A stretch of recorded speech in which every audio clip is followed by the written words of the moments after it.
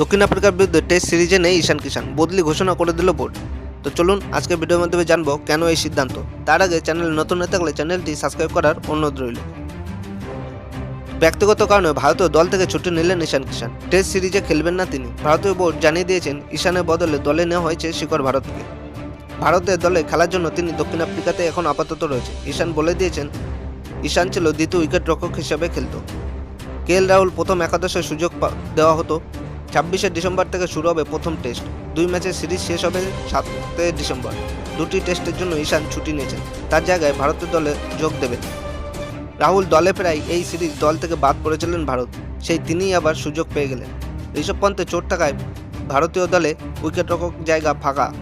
রাহুল একসময় শুধু ব্যাটার হিসেবেই খেলতেন, কিন্তু এখন তিনি উইকেটরক্ষক হিসেবেও খেলতে শুরু করেছেন।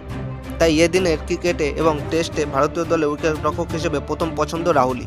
ঈশান টি-20 এবং একদিনের সুযোগ পাচ্ছিলেন। ওয়েস্ট ইন্ডিজ সফরে টেস্ট অভিষেক হয় তার। দক্ষিণ আফ্রিকার বিরুদ্ধে তাকে দলে রাখা হয়েছিল, কিন্তু ব্যক্তিগত কারণে না খেলার সিদ্ধান্ত নিয়েছে তরুণ উইকেটরক্ষক।